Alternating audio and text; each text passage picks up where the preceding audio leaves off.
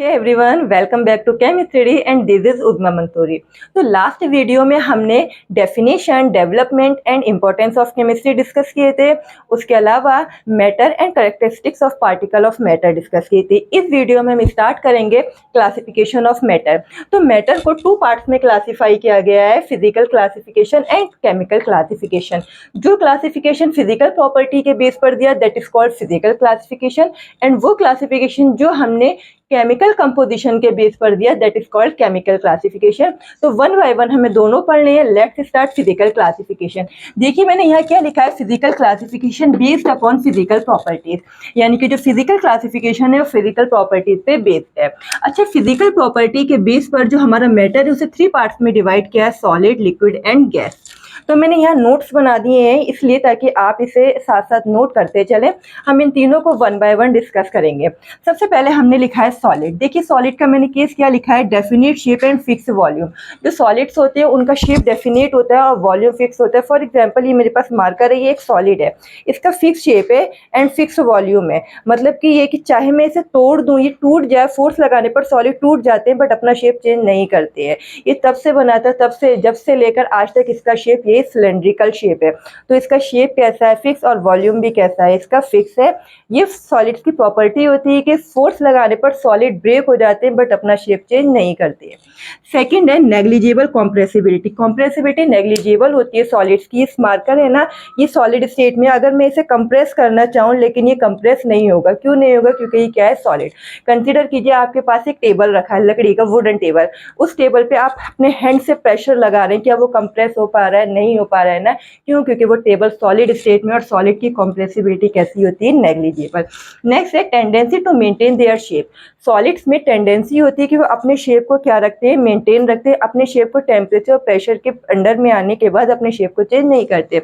उसके बाद है particles are very closely to each other. Solid जिन पार्टिकल से मिलकर बने होते हैं वो पार्टिकल्स बहुत ज़्यादा क्लोजली होते हैं। जैसे आपको स्क्रीन पर एक डायग्राम दिख रहा होगा, एक एनिमेशन, उसमें ज़रा देखिए जो पार्टिकल्स हैं आपस में कितने ज़्यादा क्लोजली अटैच हैं। इतने ज़्यादा क्लोजली अटैच है कि उनके बीच जो स्पेस है वो नेग्लिजिबल स्पेस है। तो इसीलिए यही पॉइंट हमने लिखा है, particles are very closely to each other. तो ये सारे पॉइंट्स हुए हमारे सॉलिड के। नेक्स्ट देखिए हमने स्टार्ट करना है लिक्विड। लिक्विड का क्या बोला है, shape not fixed but volume fix. ये क्या बात हुई भाई, सॉलिड जो लिक्विड्स होते हैं उनका शेप फिक्स नहीं होता है बट वॉल्यूम फिक्स होता है। कंसिडर कीजिए मेरे पास एक बॉटल है, उसमें वाटर है। मैंने वाटर क्यों बोला, क्योंकि वाटर लिक्विड स्टेट में है। अभी बॉटल के अंदर हमने वाटर लिया है तो वाटर ने किसका शेप ले रखा है, बॉटल का। ठीक, उस बॉटल के कैप को खोलूं मैं और किसी जग में डाल दूं तो अब वाटर किसका शेप ले लेगा, जग का। यानी कि जिस बर्तन में हम वाटर को डाल रहे हैं वो बर्तन, उसी बर्तन का शेप ले ले रहा है वाटर। तो इसीलिए बोला है जो लिक्विड्स होते हैं उनका शेप कैसा होता है, फिक्स नहीं होता है, जो अब वॉल्यूम जबकि क्या होता है, फिक्स होता है। ठीक, उसके बाद है कॉम्प्रेसिबिलिटी मोर देन सॉलिड्स।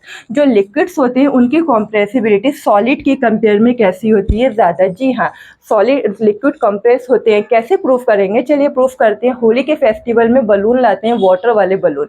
उन बलून में पानी भरते हैं और अपने हैंड में लेने के बाद जब उसे कंप्रेस करते हैं तो आपने देखा होगा बलून इजीली कंप्रेस हो जाता है। क्यों कंप्रेस हो रहा है बलून, क्यों? क्योंकि उस बलून के अंदर हमने लिक्विड वाटर भरा होता है। यानी कि जो लिक्विड्स होते हैं उनमें कॉम्प्रेसिबिलिटी होती है और सॉलिड की कंपेयर में ज़्यादा होती है। उसके बाद नेक्स्ट लिखा है take the shape of container in which kept. Liquid को जिस कंटेनर में आप रख देंगे उसी कंटेनर का ये क्या ले लेते हैं, शेप ले लेते हैं। जैसे मैंने अभी बोला, जब पानी बॉटल में था तो पानी ने बॉटल का शेप लिया, हमने बॉटल से जग में डाल दिया तो पानी ने जग का शेप ले लिया। अब जग से आप ग्लास में डाल दो तो पानी किसका शेप ले रहा है, ग्लास का। वही लिखा है take the shape of container in which kept. जिस कंटेनर में रखते हैं उसका क्या ले लेते हैं, शेप। नेक्स्ट है particle are slightly far away to each other. यानी कि जो लिक्विड के पार्टिकल्स होते हैं वो थोड़ी थोड़ी सी दूरी पर होते हैं। जैसे कि आपको स्क्रीन पर एनिमेशन दिख रहा होगा, जो पार्टिकल है वो थोड़े थोड़े से दूर है, उनके बीच में हल्का हल्का सा आपको क्या दिख रहा है, स्पेस दिख रहा है। तो वही लिखा है particles are slightly far away to each other. Next है हमारा गैस। गैस के केस में क्या बोला है, both shape and volume are not fix. जो गैसेज होती हैं उनका वॉल्यूम और शेप दोनों फिक्स नहीं होता है।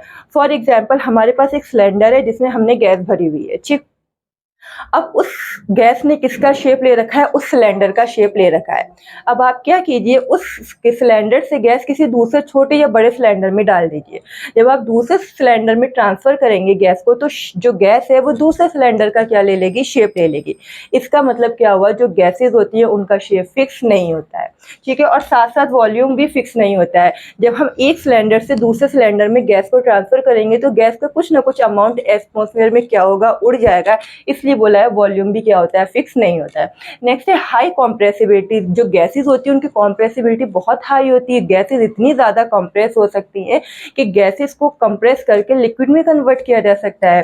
कैसे कर सकते हैं कि गैसेस होती है ना, गैसेस जिस प्लेस पे आपने गैसेस को लिक्विड में कन्वर्ट करना है वहाँ का टेम्परेचर डिक्रीज कर दीजिए, प्रेशर हाई कर दीजिए। डिक्रीज प्रेशर और डिक्रीज टेम्परेचर और हाई प्रेशर पर जो गैसेस होती हैं वो लिक्विड में कन्वर्ट हो जाती हैं। इतनी ज़्यादा कंप्रेसिबिलिटी होती है, पार्टिकल इतने ज़्यादा कंप्रेस हो जाते हैं गैस के, कंप्रेस होते होते लिक्विड में कन्वर्ट हो जाती हैं। तो वही लिखा है हाईएस्ट कंप्रेसिबिलिटी होती है गैसेस की। नेक्स्ट है take the shape of container in which kept. वही बड़े सिलेंडर में आपने गैस लिए तो उसने बड़े सिलेंडर का शेप लिया है, किसी दूसरे सिलेंडर में ट्रांसफर कर देंगे छोटे में तो गैस किसका शेप ले लेगी, छोटे सिलेंडर का। तो वही लिखा है take the shape of container in which kept. जिस कंटेनर में रखोगे उसी का क्या ले लेगी, शेप ले लेगी। नेक्स्ट है particle are very far to each other. Gas के पार्टिकल्स एक दूसरे से बहुत ज़्यादा दूरी पर होते हैं, जैसे आपको एनिमेशन में दिख रहा है। पार्टिकल देखिए गैसेस के एक दूसरे से कितनी ज़्यादा दूरी पर है, क्यों, और उनके बीच में क्या है, इनफ स्पेस है। तो वही पॉइंट लिखा है मैंने, particles are very far away to each other. तो इस तरह से जो हमारा क्लासिफिकेशन था, फिजिकल क्लासिफिकेशन ऑफ मैटर हुआ कंप्लीट। अब हमें नेक्स्ट स्टार्ट करना है केमिकल क्लासिफिकेशन। इसे नोट डाउन कर लीजिए आप, उसके बाद हम स्टार्ट करेंगे केमिकल क्लासिफिकेशन ऑफ मैटर। तो finally physical classification of matter complete हुआ, बढ़ते हैं केमिकल क्लासिफिकेशन की तरफ। मैटर को केमिकल क्लासिफिकेशन में डिवाइड किया है मैटर के केमिकल कंपोजिशन के बेस पर। तो चलिए स्टार्ट करते हैं और देखते हैं कि केमिकल क्लासिफिकेशन के बेस पर मैटर को कितने पार्ट में डिवाइड किया गया है। फर्स्ट वन देखिए, मैंने ऊपर सबसे पहले लिखा है मैटर, क्योंकि क्लासिफिकेशन है ये मैटर का। अब मैटर को हमने टू पार्ट्स में क्लासिफाई किया, प्योर एलिमेंट एंड मिक्सचर। ठीक, प्योर एलिमेंट वो होते हैं जिसमें एलिमेंट का कंपोजिशन कैसा होता है, फिक्स कंपोजिशन होता है। फॉर एग्जाम्पल हम यहाँ लेते हैं वाटर मॉलिक्यूल H2O। ठीक, हाइड्रोजन का मास नंबर होता है 1 और मल्टीप्लाई बाय 2, क्योंकि हाइड्रोजन यहाँ कितने हैं, 2। फिर रेशियो लगा के हम लिखेंगे oxygen, mass number of oxygen is 16 और मल्टीप्लाई बाय 1, क्योंकि ऑक्सीजन 1 है। कैलकुलेशन करेंगे 2 1 जा 2 आएगी और रेशियो 16 1 जा आ जाएगा 16। इसे डिवाइड करेंगे 8 2 1 जा 2 और 2 8 जा 16। यानी कि वाटर मॉलिक्यूल में हाइड्रोजन एंड ऑक्सीजन का जो कंपोजिशन होता है वो फिक्स होता है। हाइड्रोजन 1 होता है और ऑक्सीजन कितना होता है, 8। यानी कि हाइड्रोजन एंड ऑक्सीजन का जो कंपोजिशन होता है वो 1 रेशियो कितना होता है, 8। यानी कि कंपोजिशन कैसा हुआ, फिक्स। जबकि जो हमारे एलिमेंट्स होते हैं उनका वेरिएबल कंपोजिशन होता है, सॉरी मिक्सचर जो होते हैं उनका कंपोजिशन कैसा होता है, वेरिएबल। मिक्सचर हम अपनी नीड के अकॉर्डिंग कैसा भी बना सकते हैं। फॉर एग्जांपल मुझे वाटर और शुगर को मिलाकर एक मिक्सचर बनाना है, होमोजीनियस मिक्सचर बनाना है, तो मैं अपनी नीड के अकॉर्डिंग वाटर कम भी ले सकती हूँ, वाटर ज़्यादा भी ले सकती हूँ, शुगर कम भी ले सकते हैं, शुगर ज़्यादा भी ले सकते हैं। यानी कि कंपोजिशन वेरी कर रहा है, वेरिएबल है, अलग अलग हम नीड के अकॉर्डिंग लेते हैं। ठीक, उसके बाद जो हमारे प्योर एलिमेंट होते हैं वो फर्दर टू पार्ट्स में क्लासिफाई होते हैं, एलिमेंट एंड कंपाउंड में। एलिमेंट्स वो होते हैं जिसमें सिंगल टाइप के पार्टिकल्स होते हैं, it may be atom and molecule. जबकि कंपाउंड वो होते हैं जिसमें more than one type of particle होते हैं, यानी कि एक से ज़्यादा टाइप के क्या प्रेजेंट होते हैं, पार्टिकल्स, उन्हें हम क्या बोलते हैं, कंपाउंड बोलते हैं। ठीक, उसके बाद देखिए जो एलिमेंट्स है वो फर्दर 3 पार्ट्स में डिवाइड हुए, metal, non metal and metalloid. जबकि हमारा जो कंपाउंड है वो फर्दर 2 पार्ट्स में डिवाइड हुआ, ऑर्गेनिक एंड इनऑर्गेनिक कंपाउंड। बढ़ते हैं मिक्सचर की साइड। मिक्सचर जिसका वेरिएबल कंपोजिशन था वो फर्दर 2 पार्ट्स में क्लासीफाई हुए। First one is homogeneous mixture, second is heterogeneous mixture. Homogeneous mixture क्या होता है, पहले ये जानिए। ऐसे मिक्सचर जिसमें सॉल्यूट सॉल्वेंट में कंप्लीटली डिसॉल्व हो जाता है। फॉर एग्जांपल हमने क्या किया, एक ग्लास वाटर लिया, उसमें शुगर डाली। हमें पता है जब वाटर में शुगर डाल के डिसॉल्व करते हैं, शुगर कंप्लीटली क्या हो जाती है, डिसॉल्व। यानी कि सॉल्यूट सॉल्वेंट में कंप्लीटली क्या हो गया है, डिसॉल्व हो गया है। बस वही मिक्सचर क्या होगा, हमारा होमोजीनस मिक्सचर।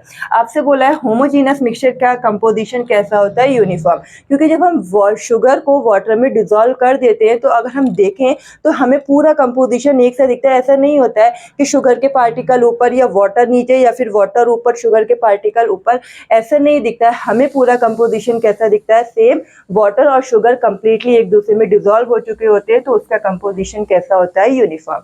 फिर नेक्स्ट है हमारा हेट्रोजीनस मिक्सचर। हेट्रोजीनस मिक्सचर वो होते हैं जिसमें सॉल्यूट सॉल्वेंट पे कंप्लीटली डिजॉल्व नहीं होता है। फॉर एग्जांपल हमने एक ग्लास वाटर लिया, उसमें सैंड डाल दिया, सैंड यानी कि रेत, और हम डिजॉल्व करना चाह रहे हैं। हम सबको पता है कि जो रेत है वो पानी में डिजॉल्व नहीं होता है, तो वही मिक्सचर कौन सा हुआ, हमारा हेट्रोजीनस मिक्सचर, जिसमें सॉल्यूट सॉल्वेट में डिजॉल्व नहीं हुआ। हमसे कहा गया है कि जो हेट्रोजीनस मिक्सचर होते हैं उनका यूनिफॉर्म कंपोजिशन ना होकर नॉन यूनिफॉर्म कंपोजिशन होता है। इसका मीन्स ये हुआ कि जब हम शुगर सैंड को वाटर में डाल के डिजॉल्व करने के बाद अनडिस्टर्ब 5 मिनट्स के लिए छोड़ देंगे तो हम देखेंगे पानी वाटर ऊपर होगा और जो सैंड यानी कि रेत है वो कहाँ कलेक्ट हो चुका होगा, बॉटम में। तो दो अलग अलग हमें फेस दिखेंगे, ऊपर हमारा वाटर और नीचे की साइड सैंड, यानी कि कंपोजिशन कैसा है, नॉन यूनिफॉर्म कंपोजिशन। तो इस तरह से मैटर का केमिकल एंड फिजिकल क्लासिफिकेशन हुआ कंप्लीट। आई होप आपको समझ आया होगा। अगर वीडियो पसंद आई हो तो please like, subscribe and share कीजिए। Thanks for watching.